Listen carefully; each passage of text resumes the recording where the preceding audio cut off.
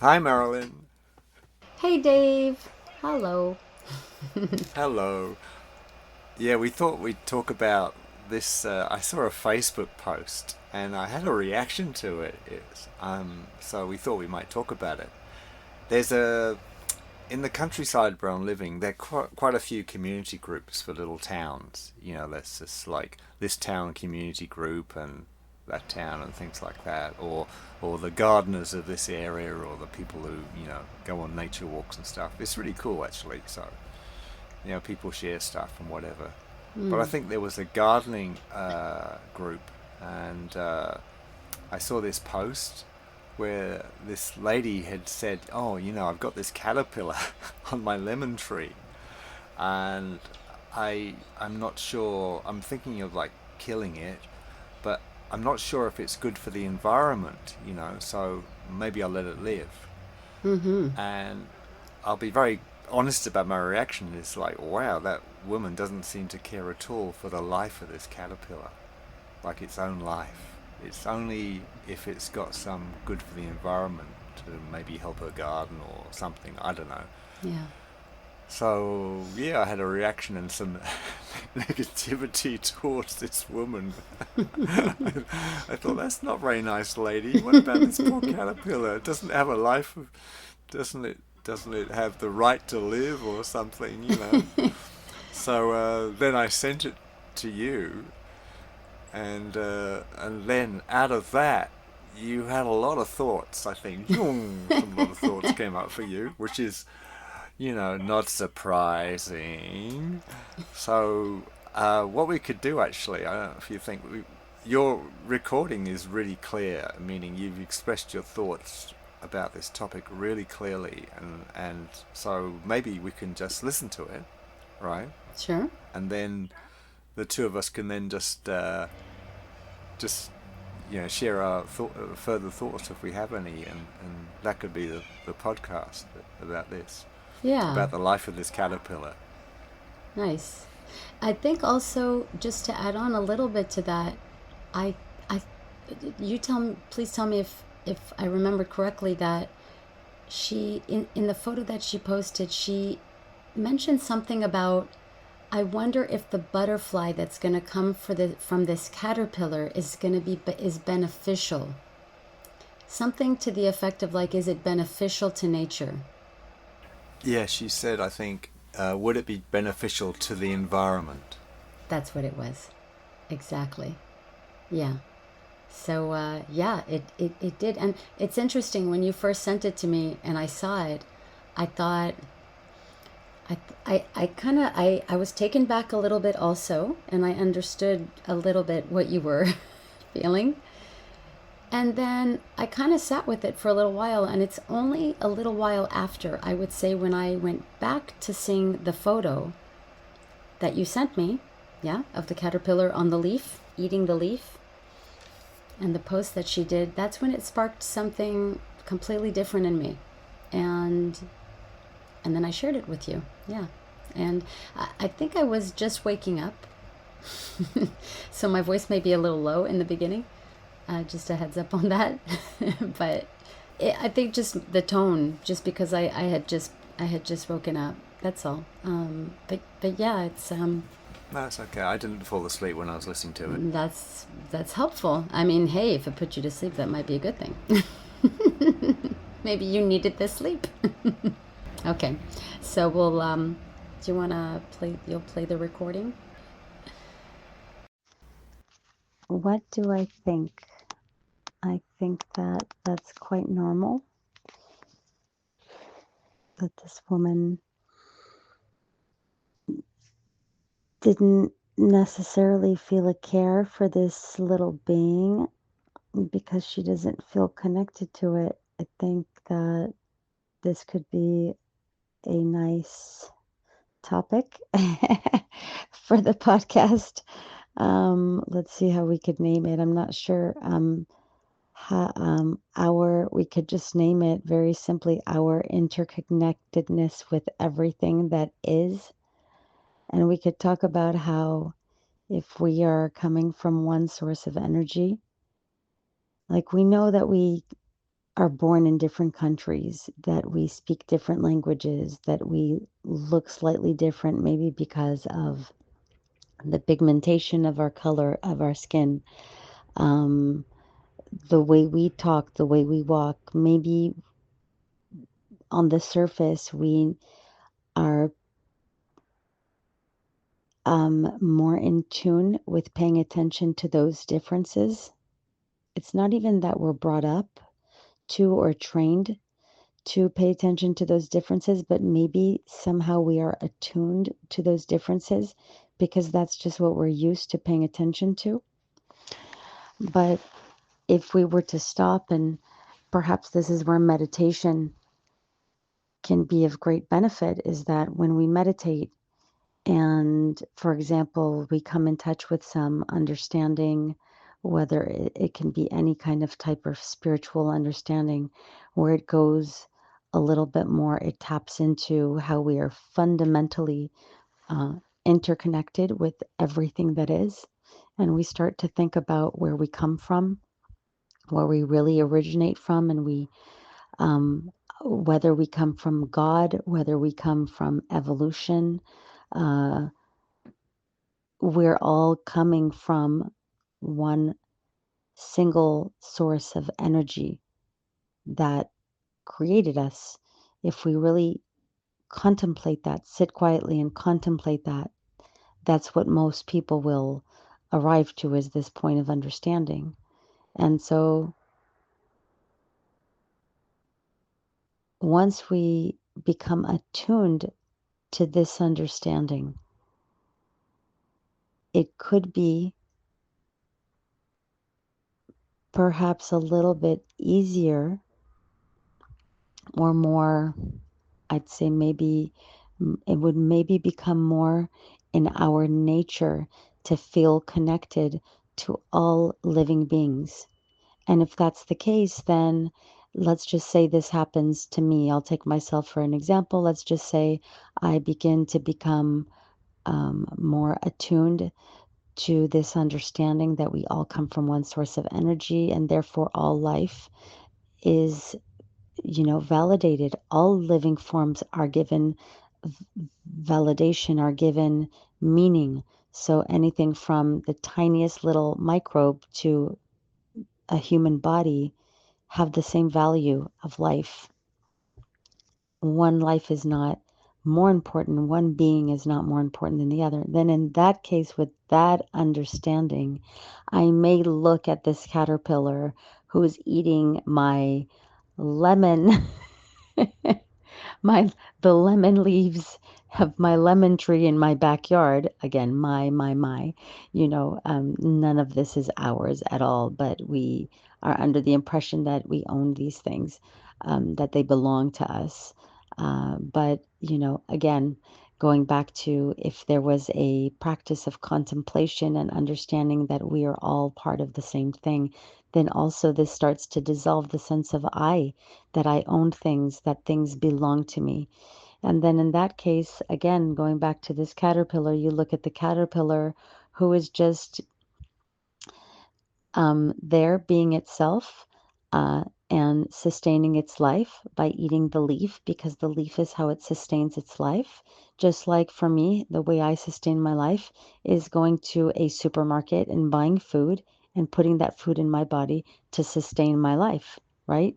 Same thing, just different a manner of going about doing it. So all this to say is a long-winded way of saying what could be perhaps lacking here in what this woman described, and maybe we can even use this imagery um, to talk about this, because it's a wonderful, wonderful example that you caught here, Dave.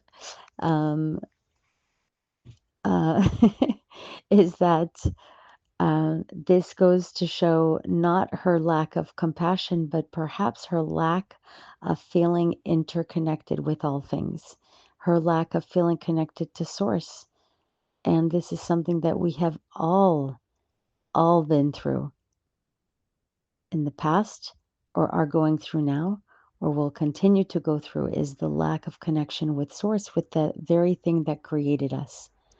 And so that's what I see when I see the comment in this photo. I see a person who perhaps, or a being who is perhaps simply not connected to her source, to her to her creator.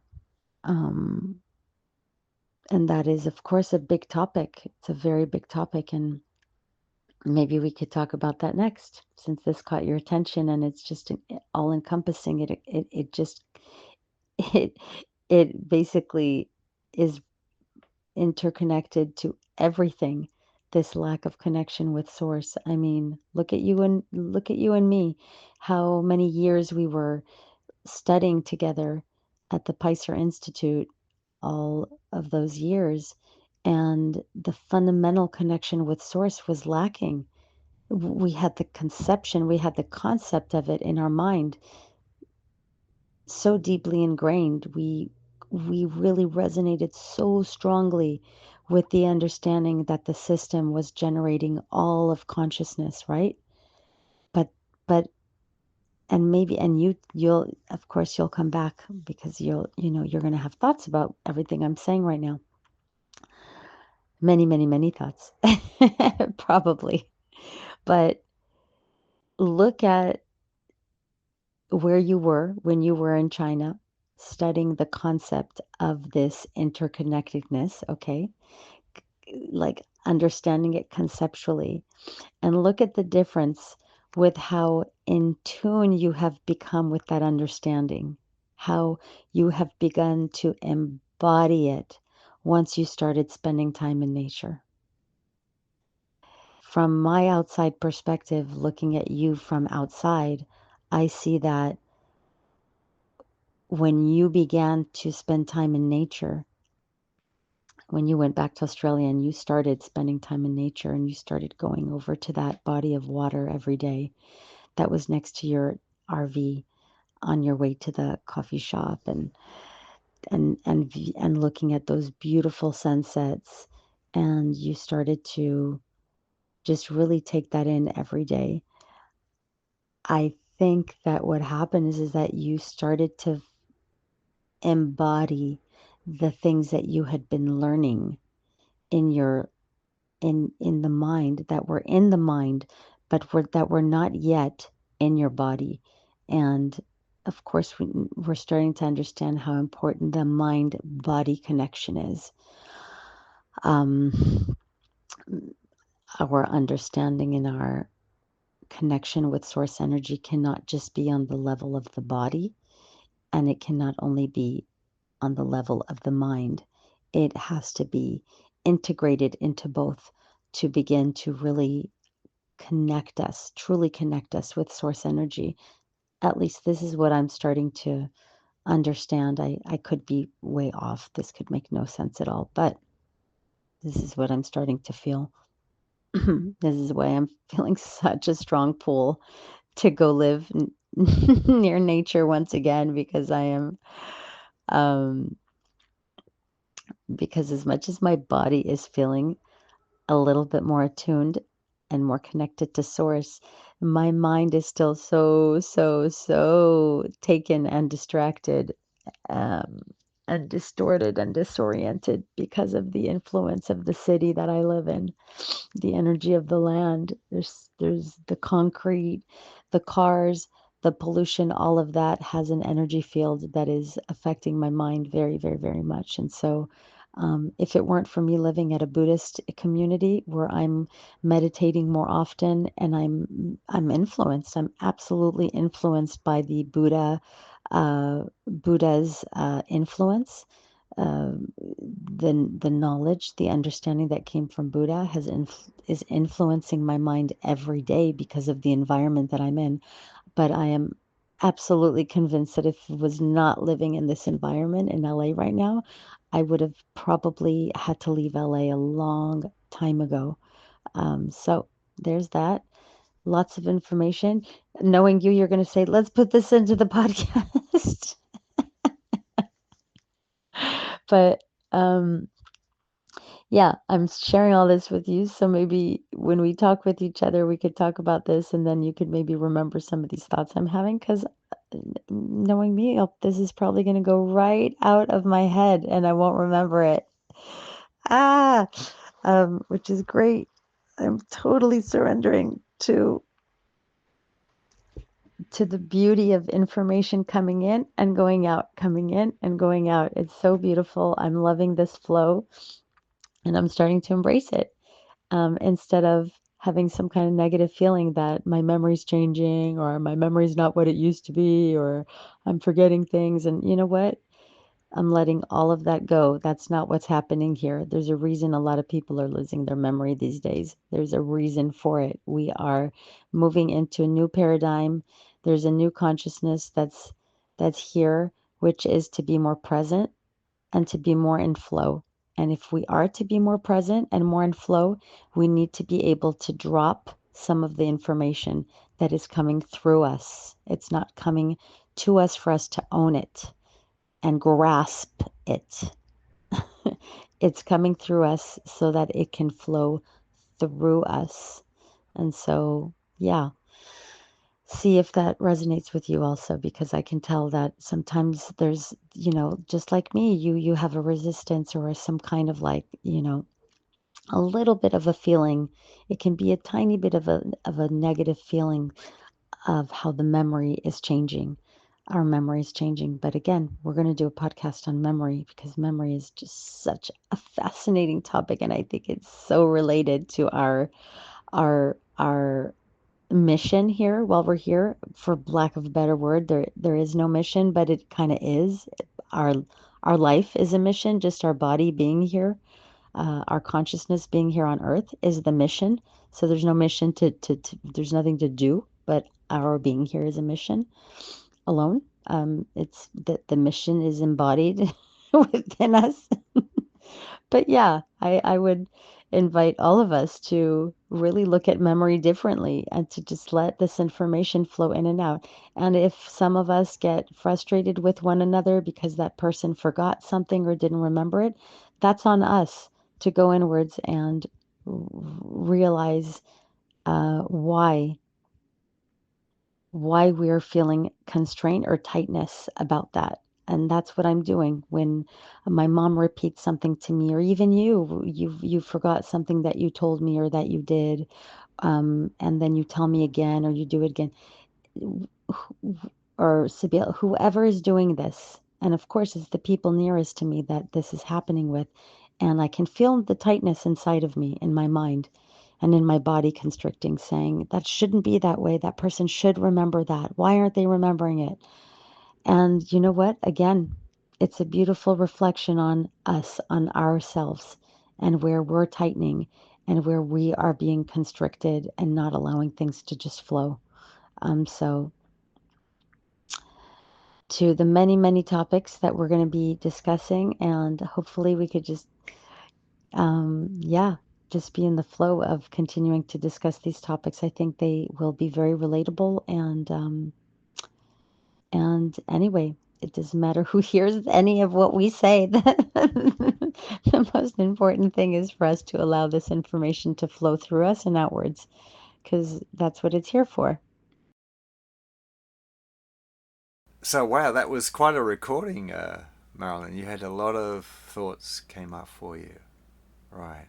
Um, I really like what you said about, how can we possibly feel like care or compassion for something like this caterpillar if we don't have a if like this lady doesn't have a connection with it? Like how could she possibly then feel anything? So like I think that was really great. You said that really maybe at the root of like feeling compassionate is first you got to have some sort of connection, probably. So that's a very deep topic because I'm just what pops in my head immediately when I say that is that I think we've all had times in our life probably where we walk down the street and we see something happening, like maybe there's a car accident or maybe an old person's fallen over, And sometimes we can feel compassion, but we never met that person before, like but it's there. So maybe it makes me wonder now that, like, maybe when if I see an old lady fall over and I feel compassion, there could be lots of reasons for that as well. So compassion is quite a complicated thing, but what you're saying about this lady, this caterpillar is not like her. It's not like another human. So there's a lot of difference, and she doesn't have a connection to it, probably. So she doesn't feel that compassion. So it's a very deep topic what we're talking about. Is anything else come up for you after listening to the recording? I guess it's what I shared in there. It's really interestingly, I kind of felt into what it must be like for that woman. Maybe. I don't know anything about her. I don't know who she is. I don't know her life, how she feels, how she moves through life. But it's almost like something in me connected with a part of her that resonated with me. So, for example, it's so easy for me to feel disconnected from source when I get upset or frustrated, even like, uh, just today, there's just so many external factors, noise and commitments and responsibilities, and it just immediately takes me out of this connection with source. And so since I feel that very much, that lack of connection, I think I resonated with it in her strongly. So maybe that's why it came up so immediately in me. Like once that understanding like clicked in me, it was like a flood of information came into me from it, which I shared in that recording, So it was almost like, wow, I know how you feel. That's how I felt about what that woman posted. I know how you feel. And then also, I don't know how it is for you, but for me at least, I'm starting to feel so connected to everything now. I feel connected to rocks. I mean, I always have felt connected to rocks, actually. That's a bad example. But I, like, when I pick up rocks, when I go to the beach, that's one of the first things I do. I go and I pick up rocks and I bring some home. I don't know why. It's something I've always felt very close to. But I really feel like that rock is me and I'm that rock, you know? And that, I mean, I don't know if anyone will resonate with this, but I think that's why I just absolutely loved so much the movie Everything Everywhere All at Once. That scene, that beautiful scene where the two rocks are on the edge of the cliff and they're communicating with each other. Because they basically were showing that all things have a form of communication. And maybe it looks different, but there is a communication there. So just to respond to what you just asked, I guess, and it's just that it really, I just hope to hope to express right now that it just really felt like I understood how this woman felt, and then there's another aspect to my being that really feels at one with everything. And so that's the part that kind of like had a negativity about what she posted, because I'm like, oh, why doesn't she feel connected to that caterpillar, and she wants to end its life when all it's doing is trying to eat and sustain its existence the way we do every single moment of every day of our life, But it was, in a way, that's what it brought up for me, the polarity that exists within us at all times, in a way, if that makes sense. Yeah, and the separation. It makes a lot of sense. I've moved to nature. I'm like the forest, and I've been walking through the forest a lot. And I think, oh, I'm feeling connected, and I have a much more feeling of connection to myself and to nature and to everything, basically. And yet, one day, that's about a week ago, I I have a new friend, and she actually talks with trees. She talks to trees and she gets messages back. So I was out with her one day and she was doing this, and I was just like, wow. And in fact, I had questions, and the tree wasn't didn't seem to the trees didn't seem to talk to me, but I could get my questions answered through her. She would hear the tree's answer and she would relay it to me. And it's very interesting because I had sort of wanted to do this, thinking, oh, like you're saying with rocks or whatever, like maybe everything we can communicate with. But what happened was, after this experience with this friend, then the next time I went to, almost the next time I went to the forest, I just felt this time, okay, I stopped. I thought, there's the tree. I stopped by a tree I felt some connection with. And I started to gradually just talk to it. And I got messages back. And it was incredible. So then I felt this connection with the tree, but that was amazing for me. Like that's the first time in my life I've had a chat with a tree. But what really got me was also incredible that when I walked in the forest after that, like in the half hour or hour after that, it was different. I walked in the forest in a new way. It was like I was so slow and I was noticing so much more and appreciating so much more. So like I was thinking, oh Dave, a few weeks ago you thought you were so connected to this forest and everything like that. But really you'd only just started, like, and through these series of events, so like with this friend and me having a go and blah blah blah, then the experience is so different. So yeah, you've really highlighted something that, like, this woman, she's in all of us, and we're the same in a way. We all have these different levels of separation or connection, and it's like it's universal and it's something we're all experiencing, really. And we, in a way, we have, this experience I had of feeling so much more depth and connection and slowness with the forest after I spoke to the tree showed me, like, wow, the the level of connection we can go with all beings or all consciousness, we have no idea how far it could go, really. Yeah, It's like it's so true. it's like it's just like maybe we're just scratching the surface Oh, in a way. yes. Sorry, I said oh because I was going to say absolutely. Sorry. You can say absolutely.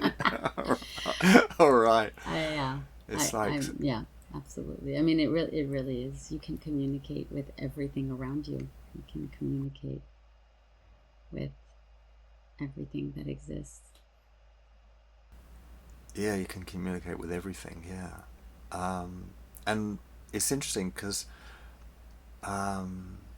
we talk about separation, like in connection and things like that, but also, how can I put it? Like, with this friend who talks to the trees, it's very interesting because she has very definite views about life. Yeah, You know, very like strong opinions and things like that. And it's like, I before I think I would have argued a lot with her or tried to convince her, like, to the way I think, you know. But it seems like I've sort of given up with that. It's like now something's sort of shifted. I don't know why. It's like I like her opinions because it's almost like I can feel me more. Like, if someone's different to me, I can feel me, sort of thing. So actually, yeah, maybe it's not like separation is a bad thing. It's just how we work with separation and connection and everything to create this life we have. yeah. What you describe right now sounds like more. It sounds like it's going from uh, a place of opposition where two energies would be opposing one another because they're trying to impose their own thinking and their own opinion or their own thoughts. And it's going from that to kind of redirecting the energy so that it becomes more of a dance. Like, you've got your way of Wow. thinking, and you've got your way of expressing, and you've got your way of moving, and then here comes my way of expressing and my way of moving, but they're not opposing each other. What they're doing is they're dancing together. So it's like a very synchronized, very harmonious, very fluid. So that changes the way in which the exchange happens, and in a way, like just even getting a visual in my mind of that happening, what it does is it affects the entire environment. When you can do that, you're affecting the entire environment, because let's say the environment that you're in with that person has some frustration or anger, because we know that environment and things in the environment record information. They have memory from past events. Land has memory from past events. So every time we're somewhere, we're in a way interacting with all of those memories of emotions and thoughts that are in that environment, right? But if you can come together with that person, and it can become more of a dance and less of a need to conquer the other or be right and make the other wrong, which can resonate with the environment, with the energy in the environment. But if you come and you're like creating a dance, I feel like you're really affecting the entire energetic field of that environment and the land itself. And that's very powerful. Yes, it's wonderful what you say, because I'm really getting into touch with the very strong judgment I had against that woman, right? But if you think about it, like all she's really doing is expressing what she wants in the world. Like she wants to have a nice garden. That's her goal. So like how can I judge her for that? The woman who posted the photo, you mean, of the caterpillar eating her lemon tree leaves? In a way, that's what she wants. So Yeah, who am I to say you shouldn't have that yeah. desire or goal? It all makes up the world in a way. You know. Mm-hmm. So it helps me understand her. And if she thinks that way, like we could have a chat about it one day over a coffee if I ever bump into her. But it's not to say she's wrong or anything like that. Yeah, it's not to say she's wrong. That's great. That's really great. Can I bring up a very short story that reminds me of what we're talking about? Sure. The person who led me, one of the key people who led me to the institute where you and I met, which led to us being here today talking, basically. That person, um, when we were living in Bali together, she posted on Facebook, on her Facebook page one day, that she ate at a restaurant and she got a food poisoning. She wasn't sure she got it from the restaurant, but she was telling people in her message to not go to that restaurant, just in case. Yeah. And she said Yeah. a few unkind things about the restaurant. And I had been to that place many times. It was really cute. You could tell it was a family-owned business. And they were working really hard to maybe, pay for their living, pay for their kids. And I remember having a really negative reaction to her post. And wanting nothing to do with her after I saw that. And then later, a little bit later, I got to know her a little bit better. And I realized this is a person who really triggered me, because she had a certain way of seeing the world, a certain way of talking to people, and a certain way of just being that really went against. Again, I'll word the word, for lack of a better word, I'll use the word against the way I thought and the way I moved through the world. And so in a way, like psychologically, this person became an enemy. And it took me years of us learning together at the Institute, you and I, and really working on these mindsets that are inherent in us, in me, of opposition, of making the other person your opponent just because they are a certain way. And I have to say, that is something that I feel really grateful for, that this has begun to shift in me in the last years. It's begun to shift where I really think about this energy that we carry within us of opposition a lot more, with a lot more awareness now. And I really think about, how can I realize that this person is not my opponent? They are doing exactly what they feel is right to them. The way they think is the way that they think because it brings them peace of mind, or it helps them to be at peace with themselves, or that's just the way they think right now in their life. And why does it have to be in opposition of how I think and how I do things? Why? And then I really, yeah, does that make sense? It makes sense. Because I was thinking it's fascinating what you're saying, because in a way, this is less we have people who are so-called in opposition to us, we can't feel our views. So I feel myself in a way, because this woman, she would consider killing the caterpillar. So I feel then, oh, I wouldn't do that, So she helps me feel me, Mm-hmm. like Mm-hmm. otherwise I wouldn't feel so much my strong beliefs, or whatever the beliefs I have.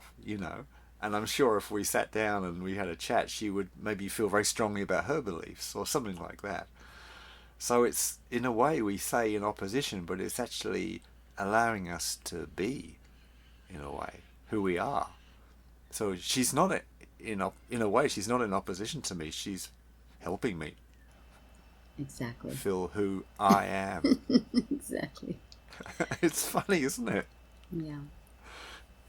Isn't that kind of the mirror effect that we talk about often between the two of us? The mirror. Let's just really, really embracing the mirror effect, that everything is a mirror. Not only people, but a tree can be a mirror. It can mirror back to you your true nature. A hummingbird looking at you can mirror you.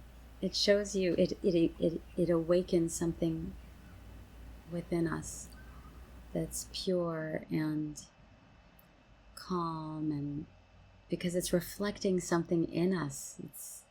It's so beautiful. This, yeah, I have felt that this mirror effect has been, wow, it's so powerful. It's right. So really, if I'm able to take it a bit further, I could consider, because if she's mirroring something in me, like there's something in me that, maybe wants to kill something or doesn't care for something, but maybe I'm not willing to face it. Mm.